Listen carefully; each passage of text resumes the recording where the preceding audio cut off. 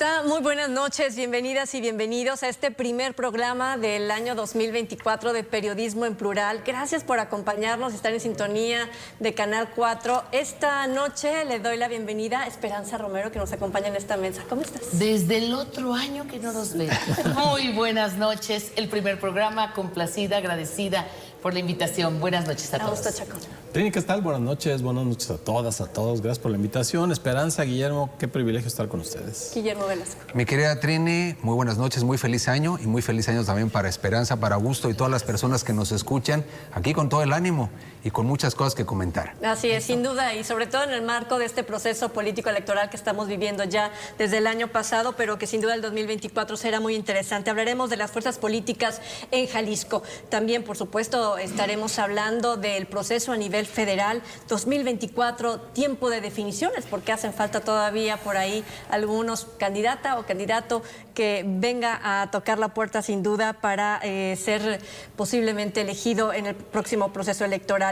Hablaremos de la elección de la nueva ministra de la Suprema Corte de Justicia de la Nación, Lenia Batres, y por supuesto tenemos que tocar esto, lo sucedido hace unos días antes de terminar el año 2023 en Tamaulipas con el secuestro y después liberación de migrantes en Tamaulipas. Así que, si les parece, comenzamos con el tema político en nuestra localidad. Guillermo, y quisiera comenzar contigo porque en este proceso, pues sin duda, febrero, creo que es importante porque los primeros días y después en la segunda quincena se tienen que definir quiénes son los participantes, ¿no?, en estas listas para ser electos o electas en el próximo 2 de junio del 2024. Hablo de municipios y hablo de diputadas, diputados. Bueno, en el ámbito local terminó este largo periodo también intenso de las llamadas precampañas políticas, que en realidad hay que decirlo, a mí me parece esto, hablándolo en un marco genérico, que el proceso electoral mexicano es muy largo, muy costoso y muy desgastante, porque todo lo que vivimos en días pasados, que había información de los candidatos o precandidatos, para precisarlo en general, teóricamente con el estribillo publicidad dirigida a los militantes de los partidos políticos, todos nos enteramos de esta comunicación permanente, intensiva y demás, en el marco de la ley, hay que decirlo, pero bueno, fue el momento, y además hay que subrayarlo en el caso local, en donde curiosamente tuvimos precandidatos únicos, con lo cual parecería que carecería de sentido, pero es una parte que hay que cubrir del proceso legal, en donde sabíamos ya definiciones en los diferentes partidos políticos de quién es el virtual candidato o candidata a determinada posición, pero que sin embargo tuvieron que correr ese proceso específico de la llamada precampaña. No obstante, ya sabíamos el desenlace final en muchos casos, pero bueno, termina esa etapa. No es igual en el ámbito nacional, en el ámbito federal, donde sigue abierto el proceso de precampaña. Hasta el 18 de enero, ¿verdad? Hasta el 18 de enero. En el caso de en el caso puntual, por ejemplo, del Partido Movimiento Ciudadano, ni siquiera hay definición. Podemos hoy especular respecto a quién será el candidato presidencial, aunque se van acortando drásticamente las alternativas que hay en este partido político. Me parece que en términos generales, si volvemos al plano local, este tiempo sirvió, este tiempo de la precampaña, amén de hablarle a militantes de los partidos políticos, es un posicionamiento adelantado y anticipado. Por eso, los partidos que hoy no tienen definición ya de un candidato o candidata, la verdad es que van perdiendo tiempo, esa es una realidad. Porque pensemos en cualquier partido político o en cualquier candidato o precandidata, ya lleva meses, semanas recorridas en lo que es un tiempo de precampaña, pero que es de posicionamiento público. También fue un tiempo, de las precampañas, y por eso es muy difícil, de un jaloneo político muy fuerte, porque lo que está de por medio es lo que bien apuntas. ¿Qué sigue ahora más allá de la... Ya hay definición, volvamos al punto. Ya hay definición de las dos precandidatas únicas a la presidencia de la República. Son virtuales candidatas a la presidencia, eso no va a variar. Simplemente lo que sí puede variar es en los siguientes días cómo quedan integradas las listas al Congreso Federal, los congresos locales, la última definición en lo que tiene que ver con alcaldías, porque en el caso de gubernaturas me parece que el tema va más perfilado. También está más definido ya. Pero claro, esto es importante porque la rebatinga de poder va en serio. Lo que está de por medio es un poco la fuerza de los partidos políticos para definir quiénes van como pluris, quiénes van en el número 1, 2, 3, 4 en la lista. Y evidentemente, lo comentábamos hace un momento, el partido en el gobierno, o los partidos que son gobierno, tal es el caso en este caso de Morena, les está costando más trabajo porque efectivamente es sacarse el premio mayor. En los tiempos hegemónicos del PRI, ser candidato era ser virtualmente gobernante. Por lo tanto, el que estaba designado candidato sabía que simplemente ya era el ungido prácticamente. Solamente así se explica por qué en el caso local Morena ha pateado tanto el bote en la lógica de ciertas posiciones políticas, cuando en otro lugar parece haber ya definiciones. Pues aquí la verdad es que sigue, ya no es la tómbola como en el proceso anterior, pero claro, con la famosa tómbola, la verdad es que tuvo tal fuerza el presidente López Obrador en el 18, fuerza que le alcanzó para la elección intermedia, aunque con resultados menores.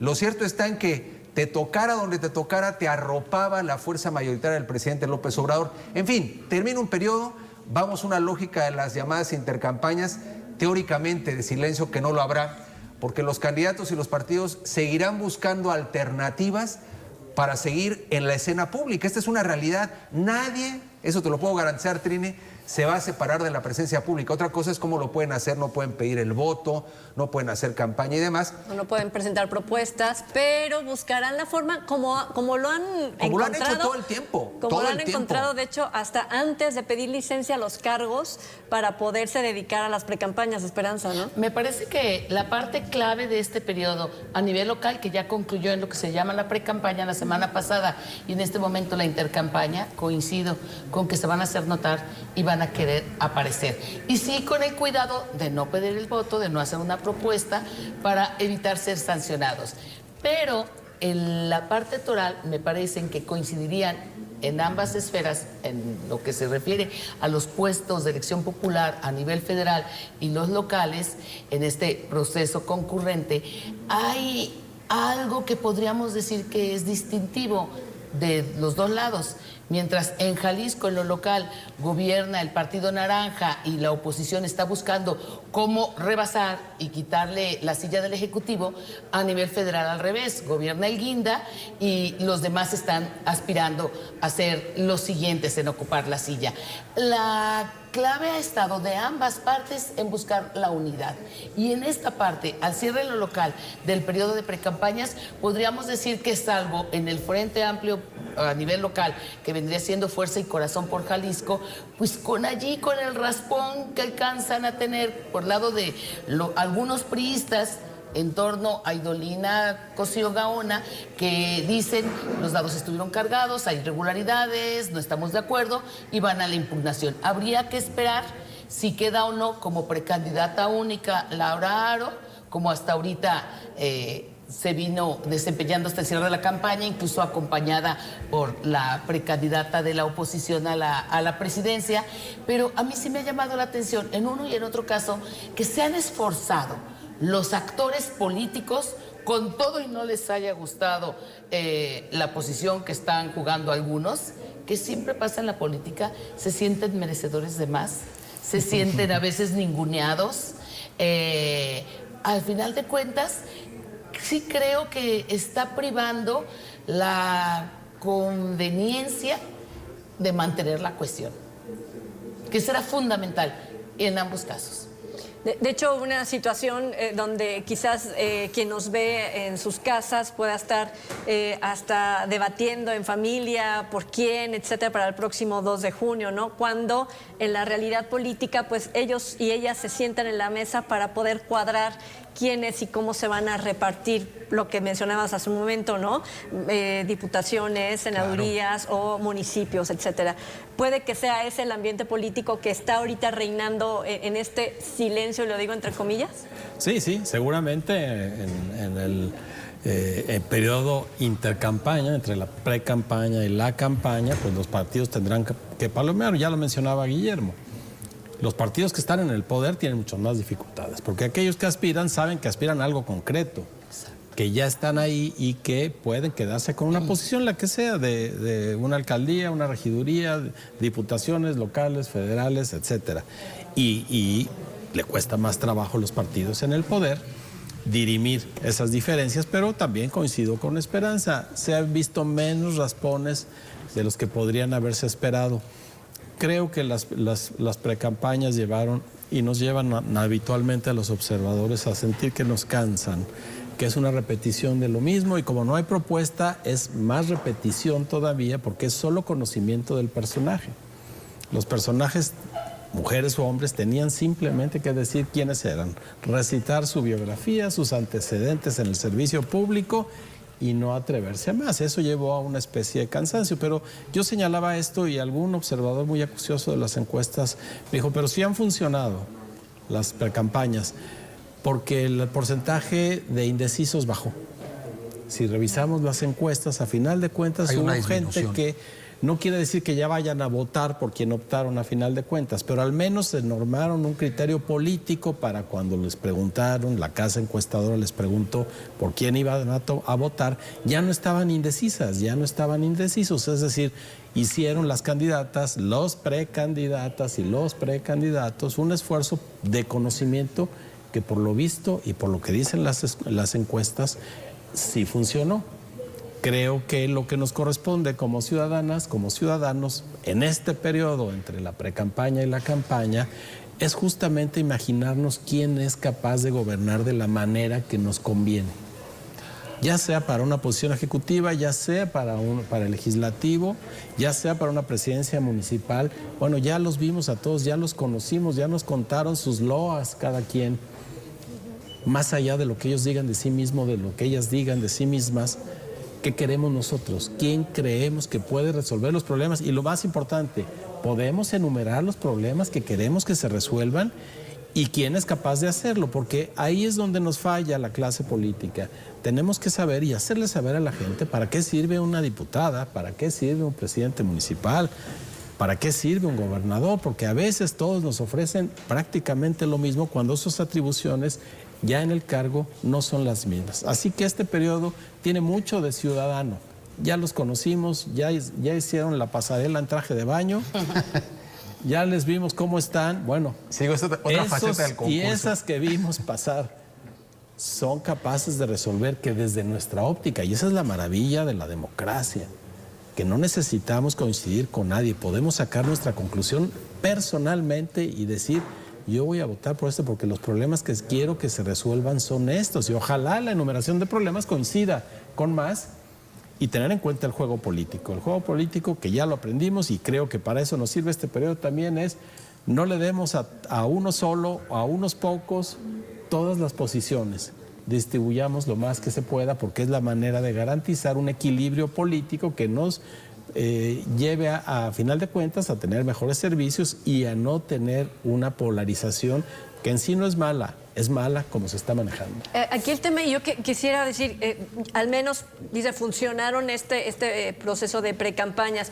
Con todo y las faltas, ¿no?, que cometieron los partidos políticos, me refiero a que el Instituto Electoral y de Participación Ciudadana tiene aproximadamente 48 procesos en investigación sobre algo que pudiera, ¿no?, si el Tribunal Electoral así lo decide, hasta suspender una candidatura o quitarle una candidatura a alguno de los o las participantes. Con todo y esas faltas que tuvieron los partidos políticos, por ejemplo, en espectaculares cuando no debían, etcétera, etcétera, ¿tú crees que funcionó? ¿Y eso va a ser lo de menos?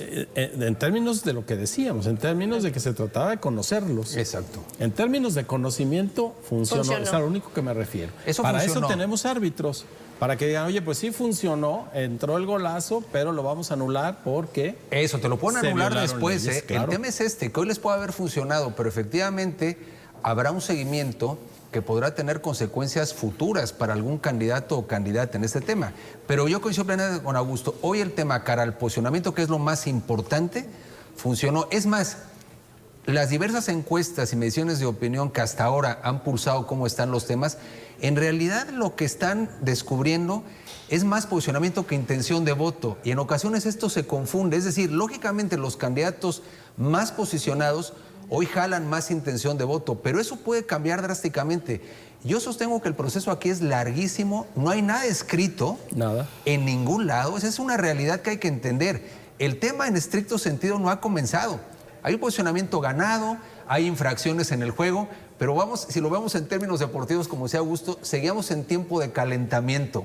Es decir, los jugadores van a brincar a la cancha Ya eso marca quiénes son las estrellas, los más posicionados y demás, pero realmente el juego en estricto sentido está por comenzar con un precedente importante que son las campañas. Ahora, esto que dice Augusto para mí será la democracia ideal, pero en realidad yo creo que la campaña es mucho más emoción que, digamos, razonamiento. Por ejemplo, ese votante que describe Augusto, que es muy minoritario, es lo que académicamente llamamos el votante sin pautas fijas. Es aquel que dice, yo no tengo un voto definido y me van a dejar convencer por las propuestas, los perfiles. Sería, digamos, el esquema ideal.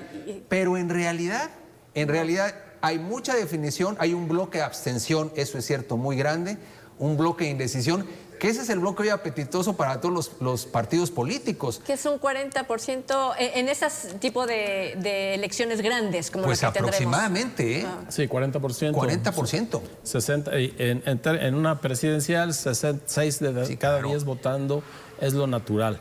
Lo ideal es ir a más, y lo más ideal todavía, y al menos yo lo asumo como parte de mi responsabilidad frente a este micrófono, es decir, bueno, vamos más allá de la emoción, vamos calculando nuestro bienestar y el de nuestra comunidad. Eso es lo óptimo, estoy de acuerdo. ¿Y quién es capaz de proveerlo y quién no es capaz de proveerlo? ¿Cuáles son sus antecedentes? Porque ahorita conocimos la parte bonita con la iluminación perfecta. Necesitamos nosotros, y es la única manera de que avance la democracia, porque a partir de la popularidad no vamos a lograr nada, y me parece que tenemos ejemplos muy a la mano, no solo en México.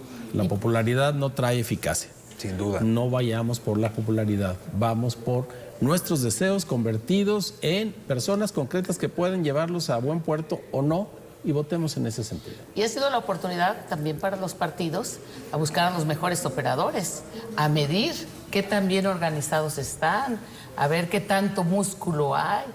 Es común escuchar a los diversos candidatos, los y las candidatas, señalar que el de enfrente no conoce el Estado, por ejemplo. En cambio, como una gran fortaleza, yo ya lo he recorrido varias veces.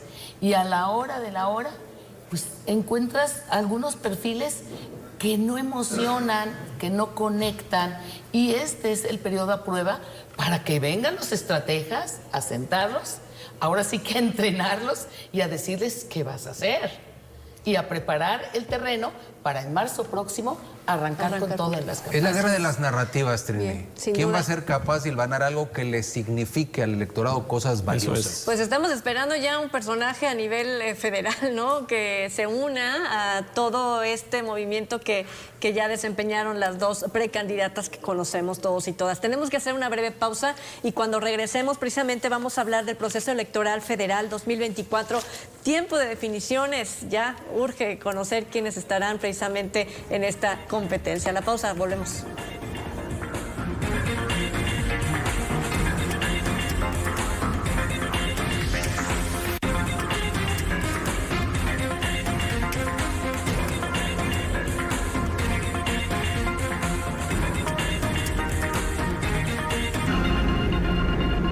Bueno, y ya lo mencionaba hace unos minutos Guillermo Velasco, falta precisamente una candidatura más por darse a conocer y será en los próximos días. Y es que en este 2024 pues ya de verdad es tiempo de definiciones, también en el sentido de que otros partidos, otras alianzas, el Frente, etcétera, se adelantaron, ¿no? Creo que lo decíamos en esta mesa, ¿no? El proceso electoral a nivel federal comenzó antes de que comenzara.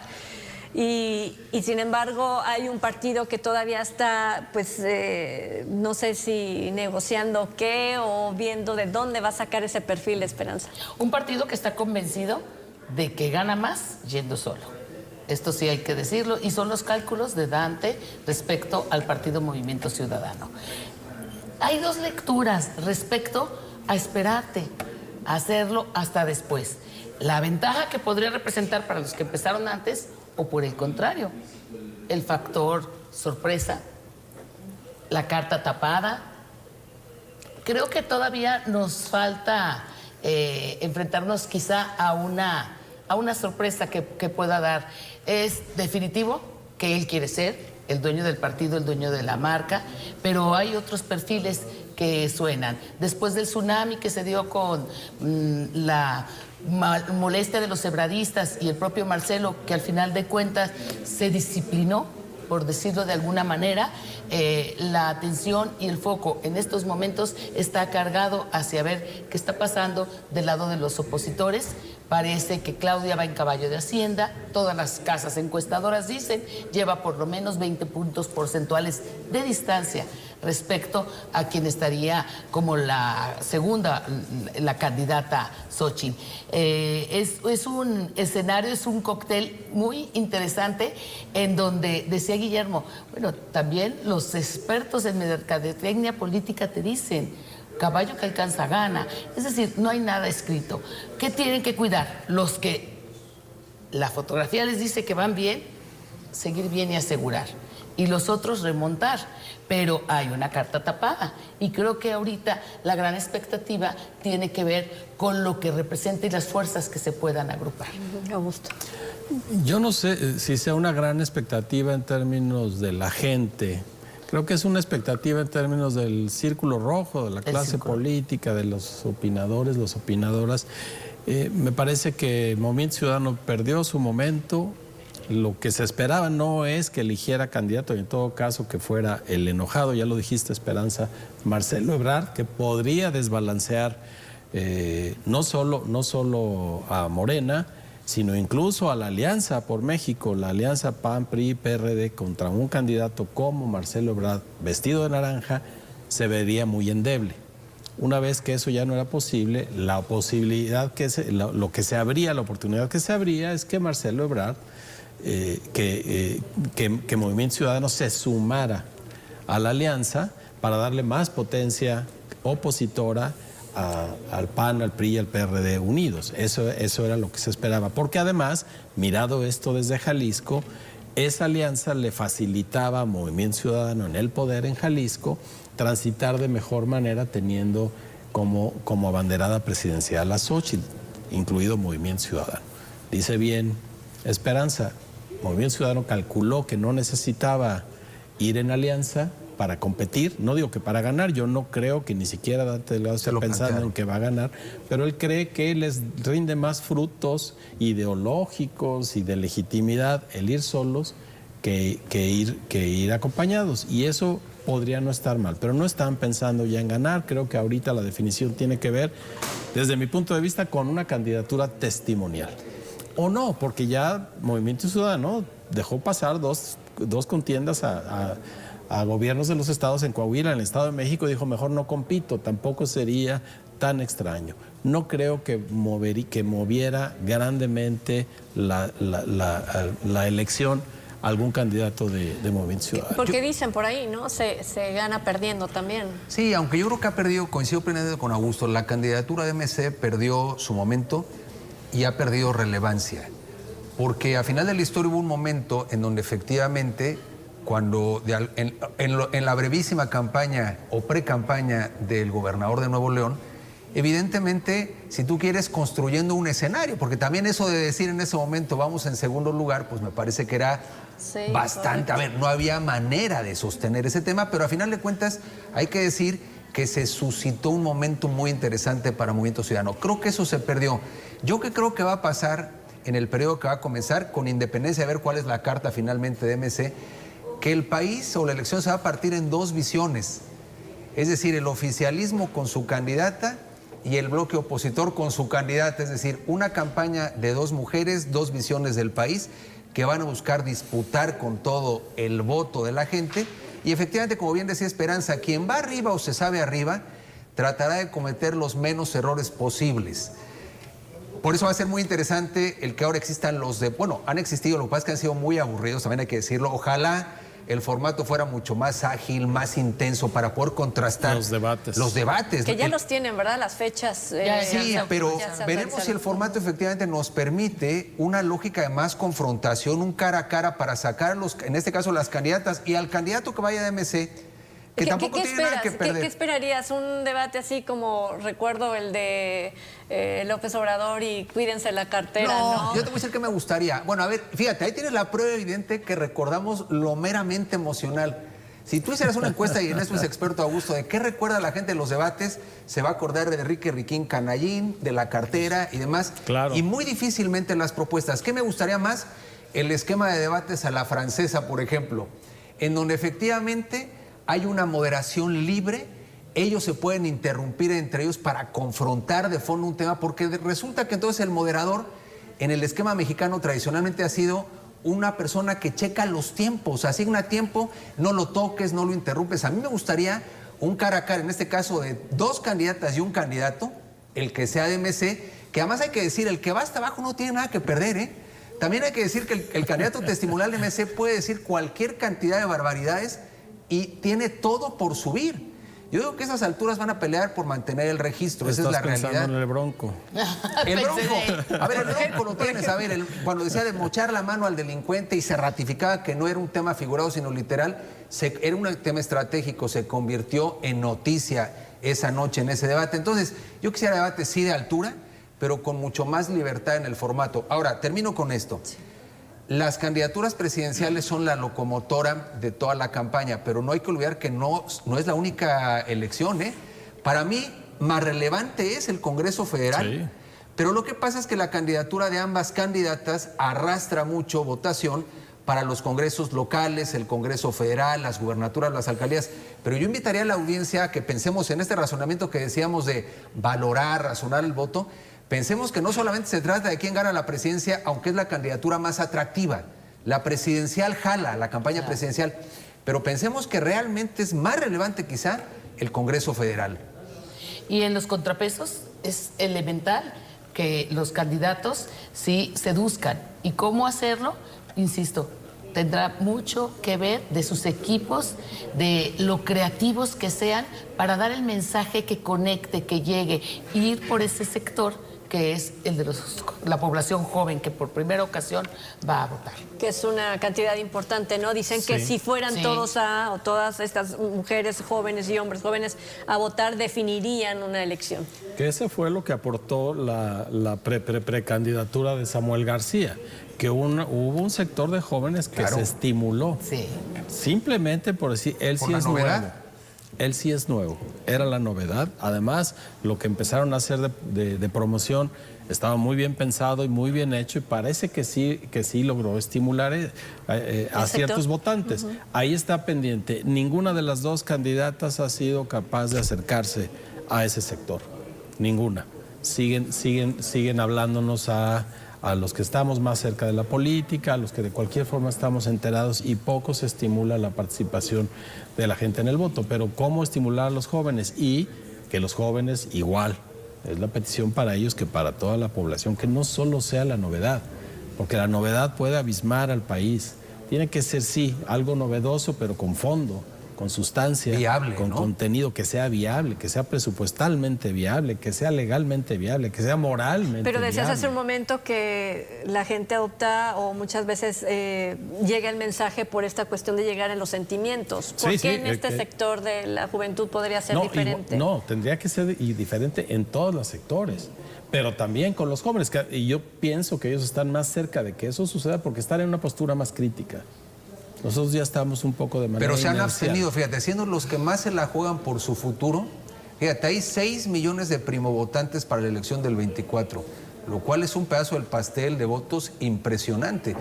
Y luego la mitad del padrón son personas entre 18 y 29 años, nada más que históricamente la mitad se ha abstenido. Entonces el tema dice, a ver, ese sector que no va a las urnas, que se mueve fuertemente en redes sociales, el punto es, ¿por qué no sale a votar? ¿Por qué no conecta con la política? Y es lo que yo creo que muchos políticos tendrán que preguntarse de manera muy seria, ¿por qué la juventud está tan desconectada? Yo me niego a pensar que hay una apatía generalizada. No. Bueno, yo creería así, que está tan desconectada porque está muy conectada. Ese es el tema. También es cierto, Ese es el tema. ¿Cómo van a ver los debates?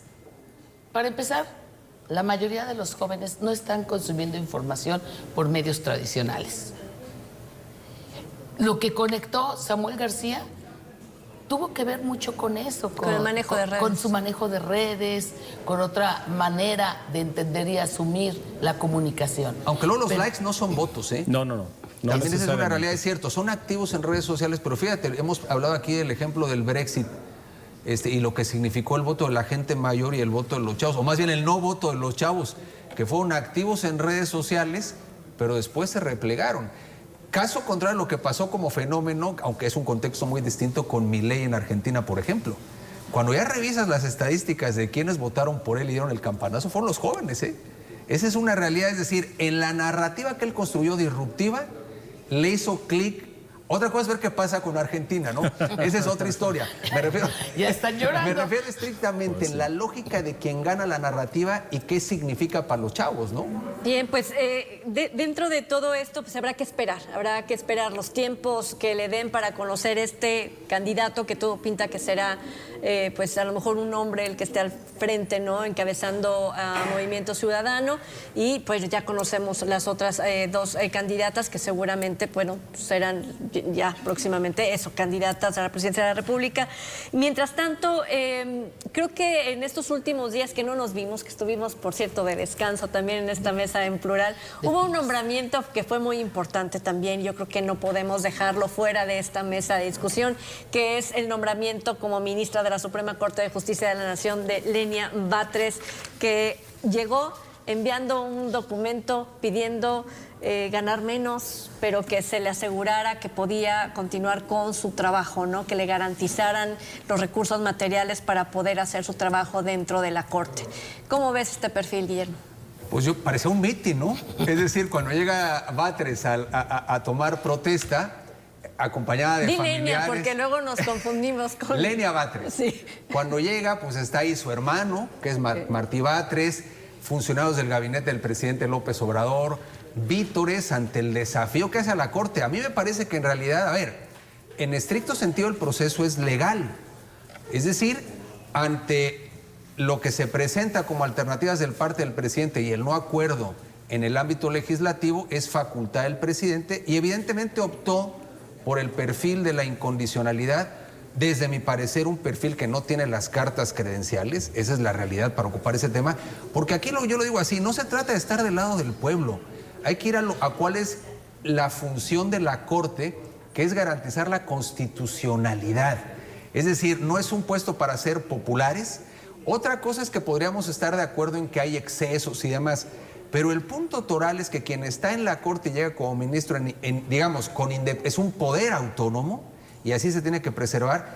Lo que tiene que garantizar es efectivamente la aplicabilidad y la constitucionalidad de lo que pasa en el país. Y es más, yo diría, ni siquiera es el respeto de las mayorías, sino también a las minorías. Eso es bien importante en el respeto legal que ha trabajado la Corte. Entonces, ¿yo cómo veo el tema? Pues lo veo como un desafío a la Corte. O sea, lo que llega, como dicen los chavos coloquialmente, Lenia Batres llega a cucar a la Corte con un mensaje desafiante, con un mensaje en realidad que se asemeja más a un proyecto político, ideológico, en este caso respaldando al proyecto de la 4T, así lo veo yo. Y efectivamente se ostenta como la ministra del pueblo, o sea, juega la narrativa efectivamente que siempre planteó el presidente de la República de lo que él imagina en la Corte. Ahora, es interesante porque en la Corte quedan también reacomodos, personas más críticas al proyecto o más autónomas al proyecto de la 4T y más alineados. Yo creo que en todo caso lo que tendríamos que seguir insistiendo, más allá de Batres, de Lenia Batres, para decir el nombre completo, es el respeto a las instituciones todo el tiempo y en cualquier momento. Ahora, también en descargo del actual oficialismo, siempre ha habido la tentación de muchos presidentes en el pasado de meter la mano a la Corte. También eso es novedad. De todos. De todos, ¿eh? De todos los colores políticos, hay que decirlo. Lo que pasa es que en este caso yo sí creo que estamos ante el culmen y el paroxismo del populismo en la Corte. Esa es la realidad. O sea, nunca lo habíamos visto con esa desfachatez, aunque no es novedad querer meter la mano a la Corte. ¿Tú le dejarías este título que le pusieron, la ministra del pueblo? Pues a mí me parece que si se le pone el título de la ministra del pueblo, tendría que estar a la altura, y me parece que debería de ser algo muy honorable, como ella lo dijo, lejos de ridiculizar. Estará a prueba, definitivamente, pero es un acto de congruencia y que creo que se debe de reconocer que a la hora de que asume, lo primero que hace es más, antes de que le den la investidura, le den la toga, ella envía el escrito, lo envió el 29 de diciembre, lo escribe antes del acto del día 14. El día 4. Del día en que le dan el nombramiento como tal, como una integrante del máximo tribunal del país. Pide que le retiren el servicio de salud especial, el seguro que se contrata exprofeso para los ministros, y pide que se le pague lo mismo que gana el presidente. Hay una diferencia de 100,000 pesos por mes, 129 el presidente más prestaciones y 200 y tantos más prestaciones los ministros. A mí me parece que de entrada es un acto de congruencia, que si bien se hicieron las reformas para que no gane nadie en México más que el presidente, también lo hemos dicho, y empezando por los ministros de la Corte, que hablan de la retroactividad en México. Entonces, ellos ya estaban antes y no les va a aplicar. Pero ella llega y dice, quiero en congruencia que a mí se me dé con el rango superior que debe ser el presidente de ahí para abajo. Y eso me parece que debería de ser y comenzar a ser en todas las esferas, en todos los órdenes, en lo sucesivo desde que se modificó la ley. La realidad es que se defienden como gatos panza arriba a la hora que se trata de los recursos. Si es pose, si es parte de su narrativa como mujer de izquierda, creo que estará a prueba, está por verse. ¿De qué tiene trayectoria? Bueno, en los tribunales no, definitivamente. Ninguna, tiene trayectoria ninguna. En los partidos, En la como burocracia. fundadora, exacto, En la burocracia, como asesora del propio presidente de México en el año 2000, como asesora de la propia candidata Claudia Sheinbaum, muy cercana a ellos, sí, muy cercana, una mujer que estuvo en el PSUM, que estuvo en el Partido del Gallito, el Demócrata Mexicano, una mujer con una trayectoria que dices, bueno, pues fue inquieta desde muy joven. Pero se equivocó de lugar. Y de una familia donde estuvo arropada por ellos, que eran los que más emocionados aplaudían a la hora de su discurso. Me parece que mostró primero congruencia y algo más en su discurso, valentía. Porque creo que sí se requiere valor para decir, señores, han incurrido en excesos. Aunque el presidente lo haga todos los días en la mañanera, ella ahí frente a ellos les dice, han incurrido en excesos. Nuestro marco a cuidar es la Constitución y no estar por encima bajo el argumento de que nuestras decisiones son inatacables. Y a mí me parece que como ejercicio de crítica y de señalamiento, pues está bien, fue valiente al decirlo, pero creo que a partir de ahora las páginas están en blanco. Hoy 22 minutos fue la primera sesión de la Corte hoy. Ya se quejó de la chamba, ¿eh? Dijo que era mucha chamba, entre otras cosas. O sea, llegó así con la espada desenvainada, pero una vez que veo que hay trabajo, como que no le gustó tanto, ¿eh? Yo difiero un poco de Esperanza porque ella llegó con un discurso político y los valores que Esperanza está enarbolando son valores políticos. En la Suprema Corte tiene que jugar en otra cancha. Ni siquiera ministra del Pueblo, ¿no? En términos estrictos, en el Poder Judicial, en el Poder Legislativo y en el Ejecutivo, la política es el centro de la acción. El poder llegar a acuerdos, el poder entender la diversidad y tomar decisiones. En la Suprema Corte no puede haber política, es lo que dice la Constitución y punto. Y no la hicieron ellos y no la hicieron ellas. Es más, la puede reformar el Legislativo.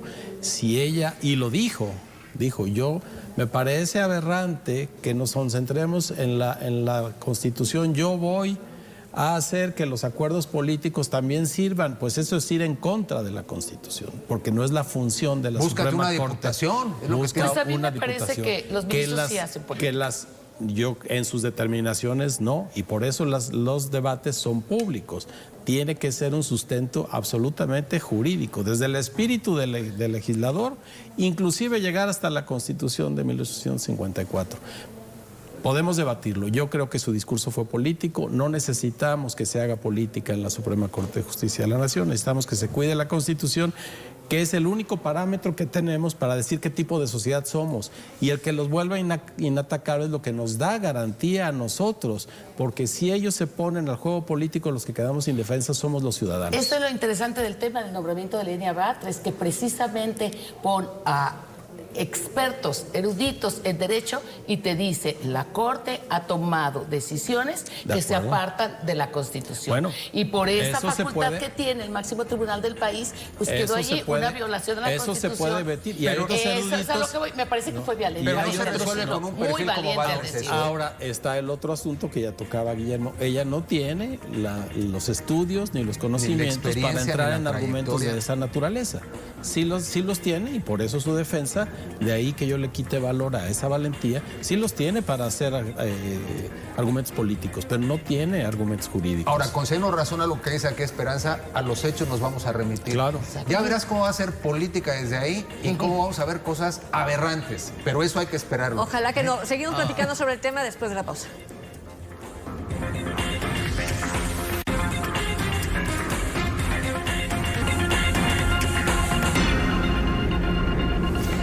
Bueno, ya estamos de regreso con la llegada a la Suprema Corte de Justicia de la Nación, la 15ª mujer que toma su cargo el pasado jueves 4 de enero. La presidenta de la Corte le pone en efecto la toga, Norma Piña, que lo decíamos, ¿no? Yo recuerdo el discurso de Norma Piña cuando llega a la presidencia de la Corte y en efecto resalta los derechos, ¿no?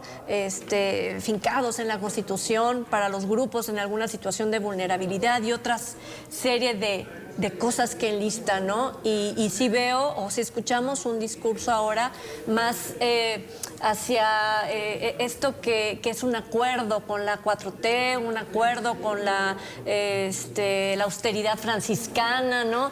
Creo que por ahí va un poquito más su discurso. Lo dice bien, Guillermo. Augusto. Escuchamos un mensaje político, un discurso de polarización y un discurso muy semejante al que lanza el presidente cada mañana para reactivar el rencor social.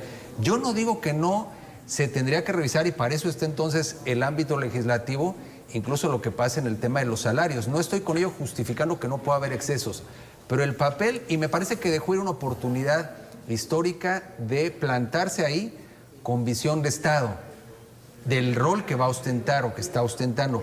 Pero también, ¿cómo es aquel dicho popular que lo que no da, lo que natura no da, ¿no? Pues al final Salamanca no presta. Salamanca no presta, es decir, esta es una mujer, no le quito mérito, y lo digo con respeto. Lo digo con respeto, una mujer que con discurso político, aguerrida, muy posiblemente congruente con su manera de ser, con su proyecto ideológico, pero en realidad para eso no está la Corte, es lo que yo sí veo, y me parece que hubiera sido incluso más satisfactorio. Tú haces referencia, qué bueno que esté otra mujer en la Corte, ojalá hubiese llegado una mujer con un perfil de Estado, justamente para garantizar la constitucionalidad, que ese es el rol de la Corte. Pero insisto, vamos a ver qué sucede al respecto. Me parece que la preocupación como sociedad tendría que ser justamente a toda costa la salvaguarda de las instituciones. Ahora, yo me quedo pensando que hubo mucha mediocridad en muchos sectores de la sociedad y mucha complacencia en general respecto al discurso de Lenia Batres. Es decir, aplausos, digo, no al grado tal de las porras que vimos ahí con su familia, pero me refiero, yo creo que se concede un beneficio de la duda y faltó un discurso de muchos sectores de la oposición o en general, organismos intermedios, cúpulas empresariales, de pedir respeto a la Corte. O sea, lo menos que puedes hacer es a una instancia de esa naturaleza que se respeten las formas y el respeto a lo que significa ese lugar, ¿no? ¿Qué esperas respecto a su discurso, a su actuar? Yo esperaría que con ese discurso tronante, porque es un discurso del que arremete contra la Corte, no es empático ni llega con cordialidad, definitivamente. A mí me parece natural que si en el Senado no se pusieron de acuerdo por falta de acuerdos políticos, precisamente, pues ¿quién llegó? Alguien puesta por el presidente. No podemos taparnos los ojos. Pero no es natural. Eso es natural. Es legal. Porque la ley, Es legal, y no la es ley, natural. la ley Es no la legal. hizo este presidente. Y todos los presidentes en su momento han querido poner a sus ministros y a Todos sus han ministras. puesto a sus y esa es ministros. la realidad.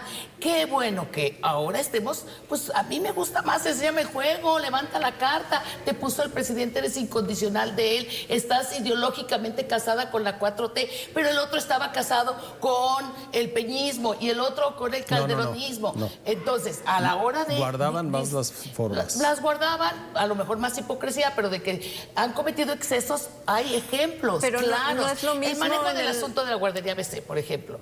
Otros asuntos donde hay una inusual Corte, expeditez en la Corte y asuntos que quedan allí esperando precisamente los tiempos políticos. Quisiera entender, a mí me parece... Entonces, ¿es lo mismo?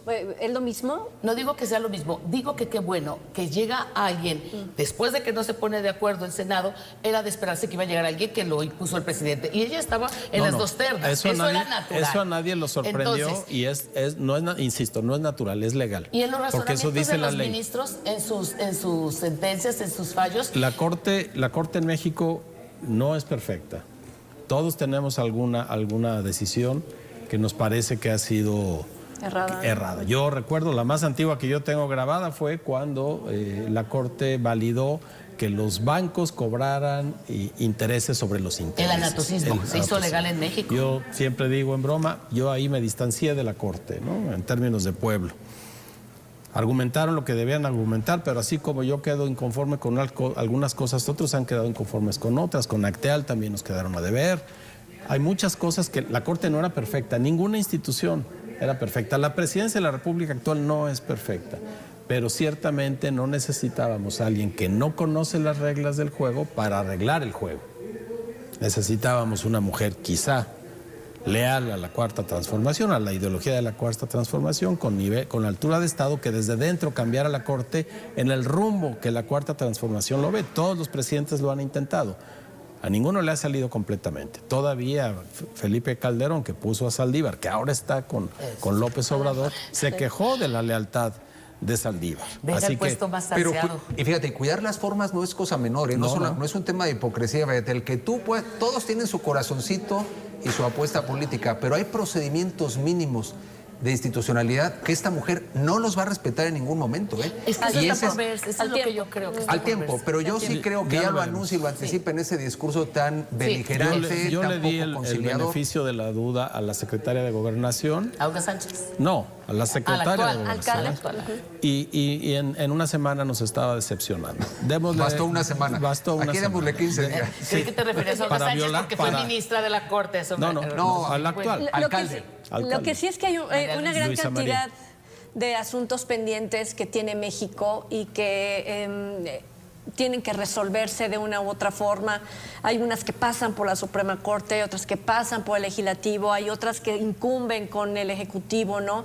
Pero hay un tema al que yo quisiera ya referirme por cuestión también de tiempo, porque estamos en nuestro último espacio, que es justo el tema de migración.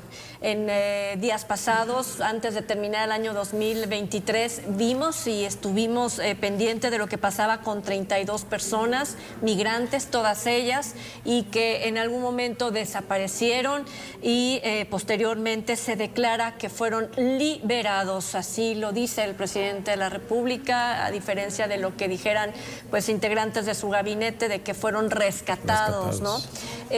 Esta situación de la crisis migratoria también puede poner aquí en la mesa las 1.500 personas que están transitando hasta Ciudad de México en este momento y que se quejaban de que la misma autoridad quería disolver ese grupo para llevarlos o invitarlos a que regresaran a sus lugares de origen.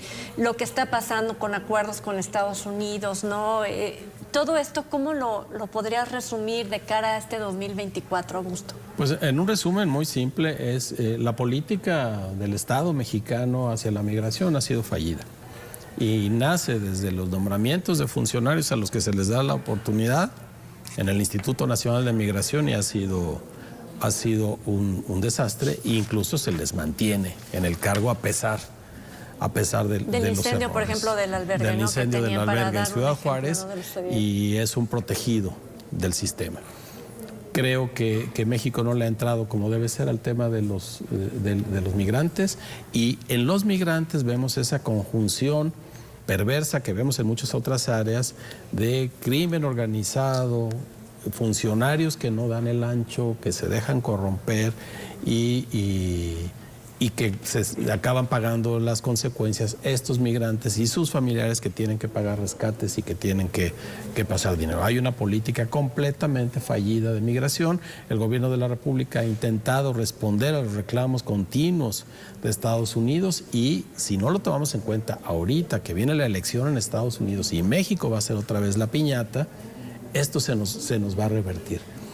Creo que lo que ha faltado es entender cómo funciona cómo funciona el fenómeno migratorio, cómo funcionan nuestras propias instituciones para contener ese fenómeno migratorio, primero para entenderlo y darle el debido cauce. Sí, en Chiapas la semana pasada la queja es disuelven la caravana a partir de ofrecernos permisos que después no nos cumplieron, ¿no? Pueden no ser el gobierno, pueden ser algunos funcionarios, pero el caso es que eso es lo que queda. Eso es lo que estamos viendo. Además de este secuestro de 32 migrantes que se suma a otros que ya han padecido y a los que seguramente otros de los que no nos enteramos están padeciendo. El resumen es, a final de cuentas, no tenemos una política pública sobre la migración que tenga que ver con los derechos humanos, que tenga que ver con la naturaleza del Estado mexicano hacia los derechos humanos y particularmente hacia la migración. ¿Recuerdan aquel movimiento que el padre Alejandro Solalinde despertó al principio de los años de 2000 y que llamaba mucho la atención y que gracias a él se hicieron casas de migrantes, ¿no?, para poderlos resguardar? ¿Dónde están estas voces ahora? O sí, hay agrupaciones de la sociedad civil que trabajan ahora sí que con todo el corazón y con toda su capacidad para dar ayuda, para dar orientación, y que son las voces que se levantan y que presionan al gobierno mexicano para que sea congruente con una política migratoria basada en el humanismo. Porque luego creo que estaba el eslogan de que es el gobierno del humanismo, entonces que se refleje con un trato humanitario y con otras condiciones que, si bien México ha cedido a las presiones de los Estados Unidos y nos hemos convertido en el territorio donde transcurren los meses y los meses y los meses y los meses y se quedan en el limbo estos ciudadanos que vienen de otros países, principalmente de Honduras, de Venezuela, de Haití, a mí sí me parece que en el tema migratorio México está quedando mucho a deber. Y hay falta de congruencia entre el discurso que se reconoce que no salen por su gusto, que no están en la mejor situación como para ir, entre comillas, por el sueño americano, y algunos con la esperanza de quedarse en México, pero un México que no los está tratando a la altura de las circunstancias, y donde estas organizaciones de la sociedad civil lo que dicen muy bien: estás en tu derecho, Cancillería mexicana, de no dar visas temporales ya.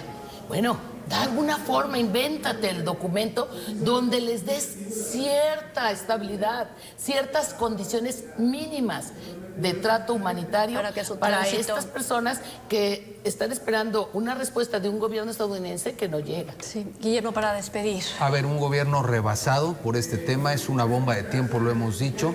Aquí se juntan incompetencia y corrupción. Y simplemente diría, lo que pasó con estos migrantes levantados y después entregados, inusualmente rápido, que también eso deja interrogantes: ¿qué se negoció? ¿Qué hay detrás de esta entrega? Y estas cosas no suceden más que también al amparo de, si no la alianza con los delincuentes, si al menos el mirar hacia otro lado. Entonces me parece que esto tiene que hacernos ver que no es un caso aislado, en donde hay mucha mezcla de corrupción, incompetencia y falta de voluntad para atender, como se ha dicho, un tema muy serio. Bien, pues ahí está.